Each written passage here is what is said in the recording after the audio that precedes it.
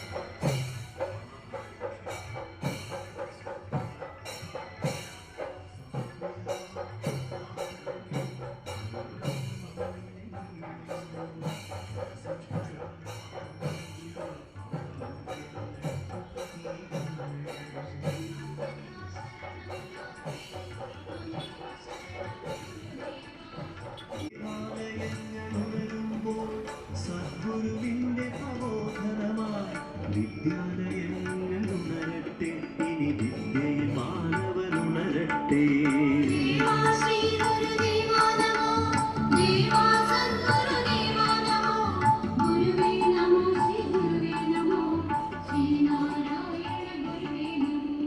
ഋഷി സത്തമനാം കവിവരെ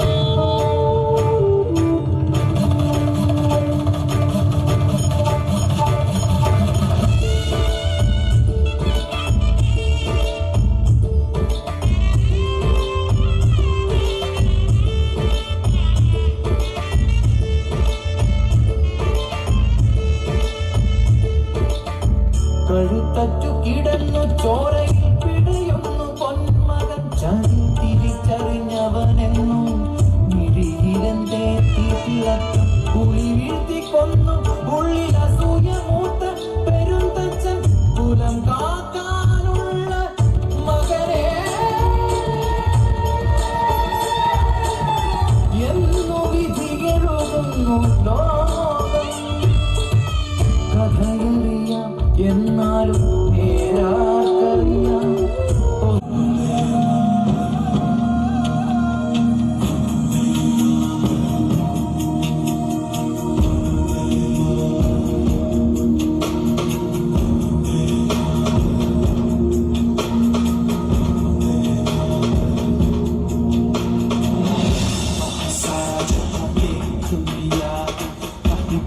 तेरे जैसा कोई नहीं है, नहीं सौ दिन दुनिया घुमा है, नहीं कहीं तेरे जैसा कोई नहीं है। गाया जहाँ भी बस तेरी याद थी, जो मेरे साथ थी, मुझको तड़पा दिल लाती। सबसे प्यारी तेरी सूरत, प्यार है बस तेरा प्यार ही। माँ तुझे सलाम, माँ तुझे सलाम, अम्मा तुझे सलाम। वंदे मातरम, वंदे मातरम, वंदे मातरम।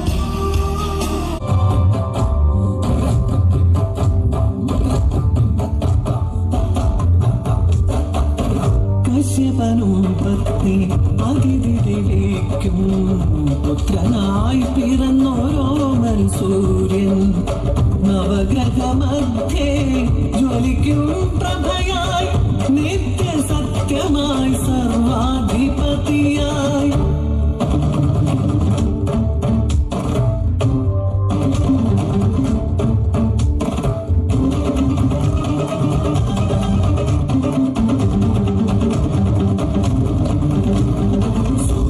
ഉജ്ജ്വല പ്രജ്വല ശോഭയായി കാതലായി സർവാംഗ സാക്ഷിയായി കിരണമായി ഉണരുന്നു പുലരിയിൽ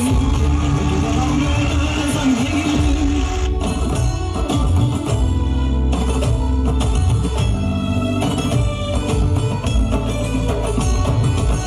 പുലരിൽ മാലനായി അശ്വരഥത്തിൽ വരും ഉച്ചയ്ക്ക് കത്തിജ്വലിക്കും കൗമാരമായി അംശുദായകൻ അരുണൻ താപനാഥൻ ആരും കൊതിക്കും അരവിന്ദൻ ഒടുവിൽ വാർദ്ധക്യ കർമ്മസാക്ഷി പകൽമണി മായുന്നു ആഴി.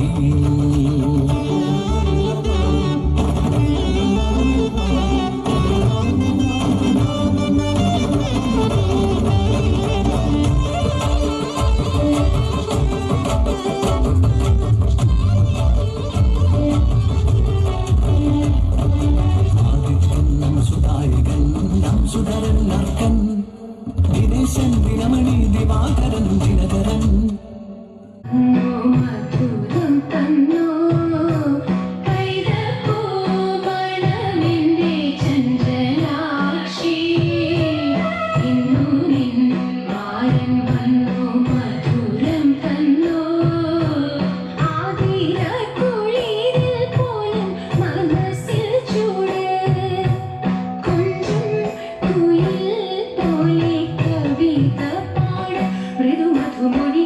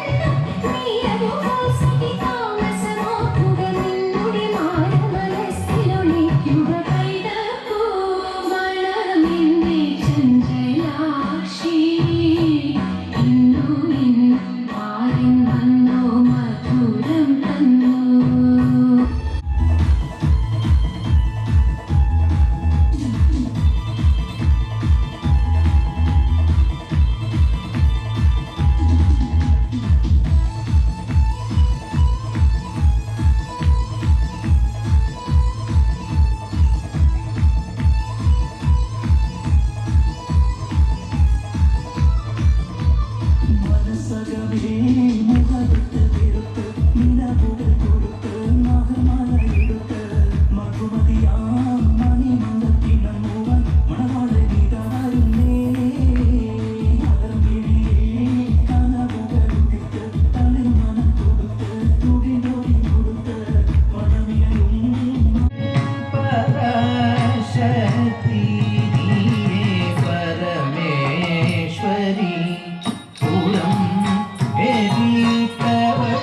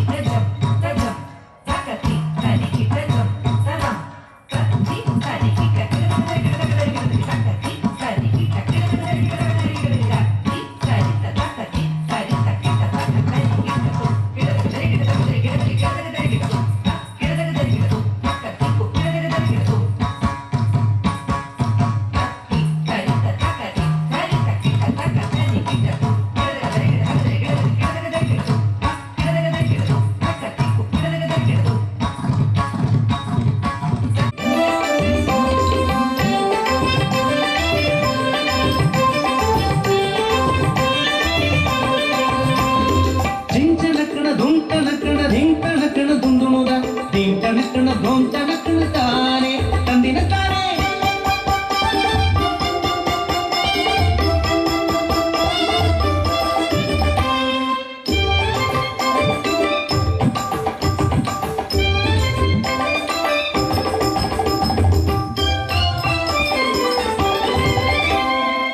പഞ്ചവൻ കാട്ടിലെ ഇണക്കിളികൾ രണ്ടും പഞ്ചവടിയിലെ തോണിയിലേറി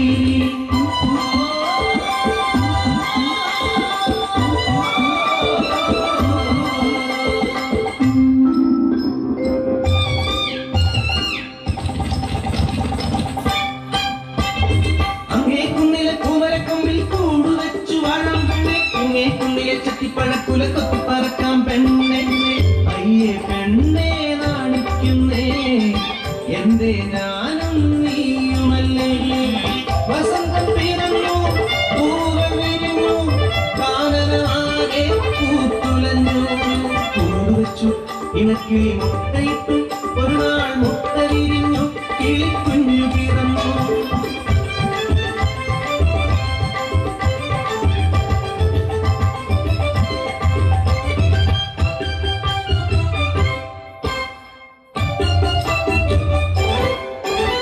വസന്തം പോയി മറഞ്ഞു ഇലകൾ കൊഴിഞ്ഞു വീണു കാനനമാകെ വിളക്കൊലിച്ചു മീനമാസത്തിലെ നട്ടുച്ച നേരത്ത് പെട്ടെന്നതാ ആടിപ്പടർന്നു അഗ്നിദേവന്റെ സംഹാര താണ്ഡവത്തിൽ പെട്ടുപോയ കുടുംബം കാട്ടുതീയിൽ പെട്ട കുടുംബം പറക്കാൻ കഴിയാത്ത ഉണ്ണികളെ ഇനി എന്തു ഞാൻ ചെയ്യേണ്ടു ദൈവങ്ങളെ ഞങ്ങൾ മരിച്ചിടും സത്യമല്ലേ അമ്മേ ഞങ്ങളുടെ കൂടെ മരിക്കരുതേ അരുതേ സ്നേഹം പകരുവാൻ രാരിരം പാടുവാൻ ഇനിയും സന്തതികൾ പിറക്കുമമ്മേ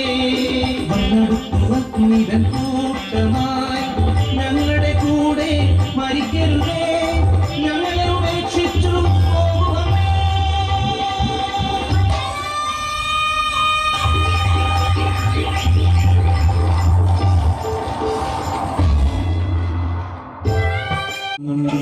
പുണ്യഹം പെയ്യുന്നുണ്ടേ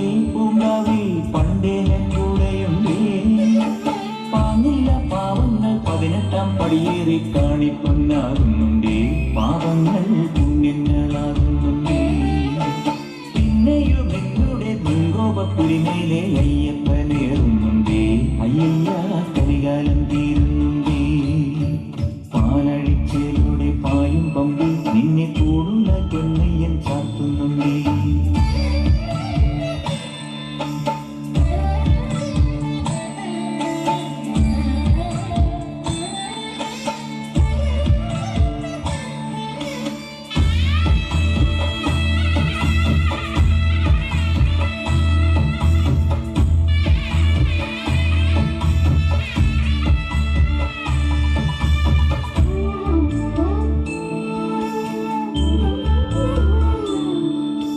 പഞ്ചാദ്രിനാഥനി സന്നിധാനത്തിലെ സന്യാസിത്തികൾ പഞ്ചഭൂതങ്ങളും പാടി നമിക്കുന്ന സംക്രാന്തി കനികൾ ചന്ദന പൂനില പട്ടുപൂരയ്ക്കുന്ന വേദാന്തത്തിടമ്പ് നൊന്തു വിളിക്കുമ്പോൾ അന്തികത്തെത്തുന്ന കൽപ്പാന്തക്കുളിര് ഹരിഹരസുതനടിയനെ ഇനി സാന്ത്വനത്തേരൂട്ട്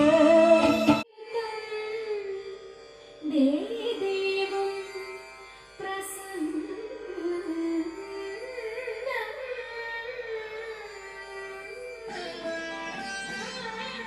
ശുണ്ടാദണ്ഡാഢ്യ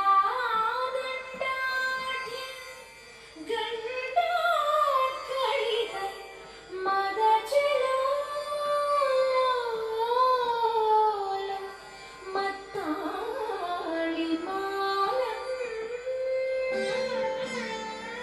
ശ്രീമന്തം വിഘ്നരാജം സകല സുഖകരം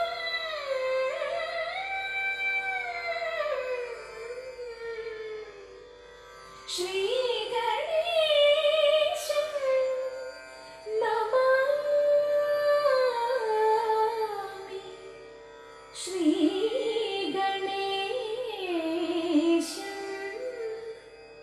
നമാമി.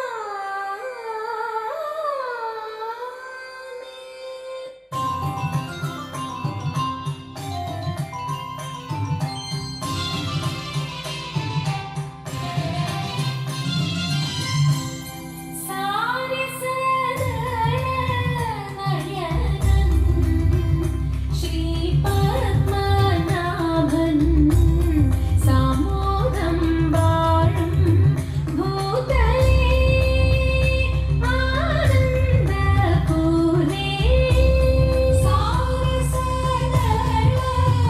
സാരസനയനൻ ശ്രീപത്മനാഭൻ സാമോദം വാഴും ഭൂതലേ ആനന്ദപൂരേ.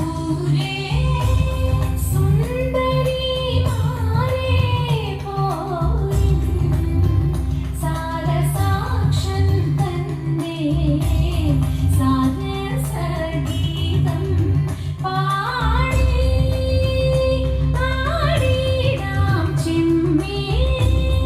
സാരസനയനൻ ശ്രീപത്മനാഭൻ സാമോദം വാഴും ഭൂതലേ. എല്ലാവർക്കും നമസ്കാരം. പാനൂർ ഗുരുസന്നിധിയുടെ 44ാമത് വാർഷിക മഹോത്സവം ഇന്ന് കൃത്യം 6:30 നടന്ന കൊടിയേറ്റത്തോടുകൂടി സമാരംഭം കുറിച്ചിരിക്കുകയാണ്. അതിനു മുന്നേ നടന്ന ഘോഷയാത്ര, അതേപോലെ തന്നെ ഇന്നലെ വൈകുന്നേരം ധ്വജസ്തംഭ സമർപ്പണം, ദീപസ്തംഭ സമർപ്പണം എന്നീ ചടങ്ങുകൾ ഇവിടെ നടന്നതിന് നമ്മളെല്ലാവരും സാക്ഷിയായവരാണ്. ഗുരുസന്നിധിയുടെ 44 വർഷത്തെ ചരിത്രത്തിൻ്റെ ആ 44 വർഷത്തിലെ ഒരു നാഴിക കല്ലായി ഈ വർഷത്തെ വാർഷിക മഹോത്സവം മാറുമെന്നുള്ളതിൽ യാതൊരു സംശയവുമില്ല. ഇനിയും നമ്മുടെ ഈ സ്ഥാപനം, ഗുരുസന്നിധി എന്നുള്ള മഹത്തായ സ്ഥാപനം, അതിൻ്റെ വളർച്ചയുടെ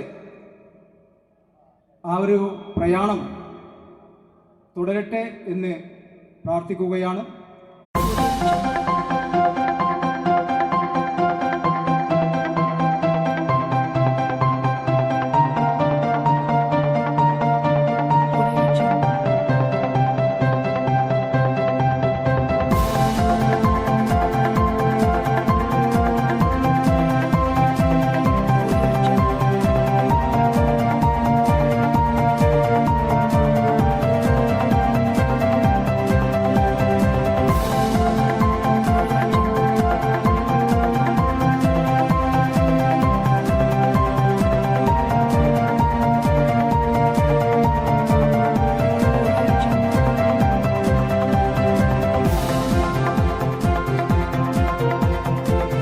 എല്ലാവർക്കും ഗുരുദേവ നാമത്തിൽ നല്ല നമസ്കാരം. പറയുവാൻ ഏറെയുണ്ട്. കാര്യങ്ങൾ വിശദമായി പിന്നീട് ഒരു അവസരത്തിലാകാം. നമ്മളൊക്കെ കാത്തിരിക്കുന്നത് നമ്മുടെ ദിവ്യാനന്ദഗിരി സ്വാമികളുടെ പ്രഭാഷണത്തിനാണ്.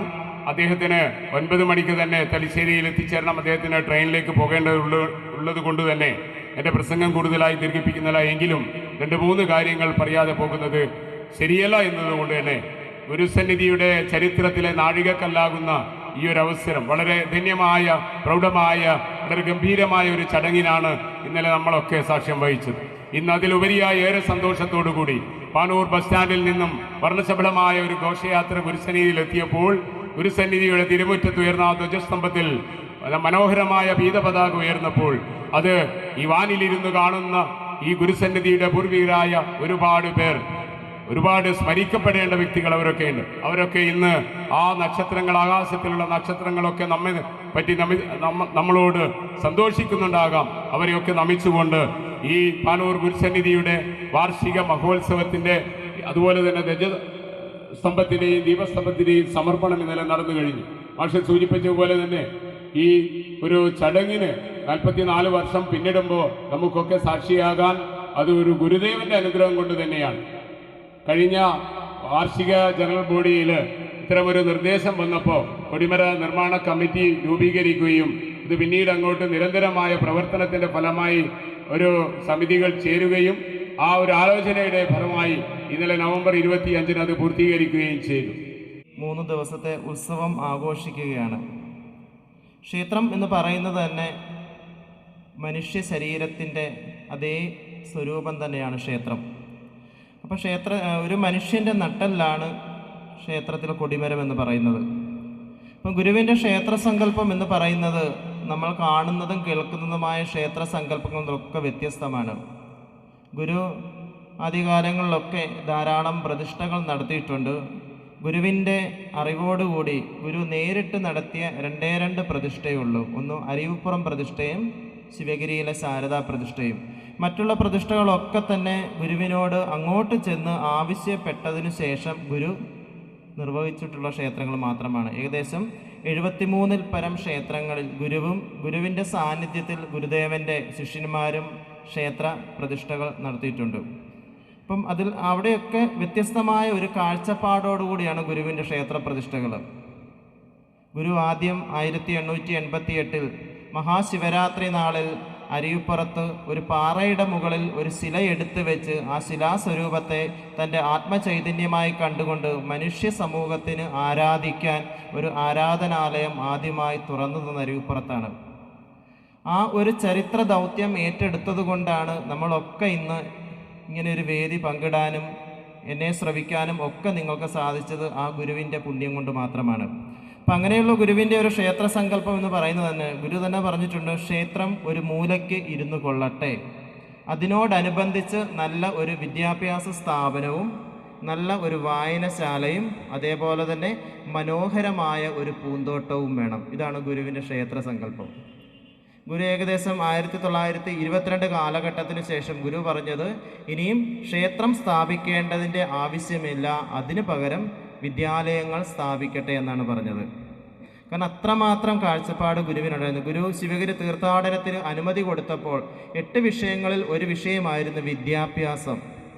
വിദ്യാഭ്യാസം കൊണ്ട് മാത്രമേ ഇന്നത്തെ കാലഘട്ടത്തിലെ യുവതികളും യുവാക്കളുമൊക്കെ സമൂഹത്തിൽ നല്ല രീതിയിൽ പ്രവർത്തിക്കാൻ സാധിക്കുകയുള്ളൂ എന്ന ഗുരുവിൻ്റെ വളരെ വലുതായ ഒരു കാഴ്ചപ്പാടിൻ്റെ ഭാഗമാണ് ഈ ശിവഗിരി തീർത്ഥാടനത്തിന് 8 കാര്യങ്ങൾ പറഞ്ഞപ്പോൾ വിദ്യാഭ്യാസത്തിന് ഗുരു പ്രാധാന്യം കൊടുത്തു. അതേപോലെ തന്നെ മറ്റൊരു പ്രാധാന്യമാണ് ശുചിത്വം. എവിടെ നിന്നാണ് ശുചിത്വം തുടങ്ങുന്നുള്ളത്? എവിടെ നിന്നാണ് ശുചിത്വം തുടങ്ങേണ്ടത്? ശുചിത്വം തുടങ്ങേണ്ടത് നമ്മുടെ അടുക്കളയിൽ നിന്നാണെന്നാണ് ഗുരു പറഞ്ഞിരിക്കുന്നത്. ശരീരശുദ്ധി, വാക്ശുദ്ധി, മനഃശുദ്ധി, ഇന്ദ്രിയശുദ്ധി, ഗൃഹശുദ്ധി, 5 ശുദ്ധികളുണ്ട്. നമ്മളൊക്കെ ഇപ്പം ശബരിമല ക്ഷേത്രത്തിലേക്ക് പോകുന്ന ഒരു കാലഘട്ടമാണ്. 41 ദിവസത്തെ വ്രതം എടുത്ത് വ്രതാനുഷ്ഠത്തോടു കൂടി നമ്മൾ അയ്യപ്പനെ കാണാൻ പോകുന്നുണ്ട്. എന്താണ് ഈ വ്രതം? വ്രതം എന്ന വാക്കിൻ്റെ അർത്ഥം എന്താണ്? നമ്മളൊക്കെ 41 ദിവസത്തെ വ്രതം എടുക്കുന്നുണ്ട്. ഗുരു തന്നെ ശിവഗിരി തീർത്ഥാടനത്തിന് അനുമതി കൊടുത്തപ്പോൾ ഭക്തന്മാർ പറഞ്ഞ് ഒരു വ്രതാനുഷ്ഠാന സമ്പ്രദായം വേണമെന്ന്. അപ്പം ഗുരു പറഞ്ഞ് ബുദ്ധൻ്റെ പഞ്ചശുദ്ധി വ്രതം അനുഷ്ഠിക്കാനാണ് പറഞ്ഞത്. അതും 10 ദിവസം മാത്രം മതി. ഇനിയുള്ള ഒരു കാലഘട്ടത്തിൽ ആർക്കും തന്നെ വളരെ 10 അതിൽ കൂടുതലോ ഉള്ള ദിവസങ്ങൾ വ്രതം എടുക്കാൻ സാധിക്കുകയില്ല. ലഘുവായ ഒരു വ്രത അനുഷ്ഠാനം. വ്രതം എന്ന് പറയുമ്പം തന്നെ നമ്മൾ നിത്യവും ജീവിച്ച ഒരു ജീവിത ശൈലിയിൽ നിന്നും വ്യതിചലിച്ചുകൊണ്ട് ആത്മീയമായ ഒരു അവസ്ഥയിലേക്ക്, മറ്റുള്ളതിനെയൊക്കെ ഉപേക്ഷിച്ച് പുതിയ ഒരവസ്ഥയിലേക്ക്, ജ്ഞാനത്തിൻ്റെ മാർഗത്തിലൂടെ ഈശ്വരനിലേക്ക് അടുക്കാൻ വേണ്ടി നമ്മൾ പുറപ്പെടുന്ന ഒരു മഹായജ്ഞമാണ് വ്രതം.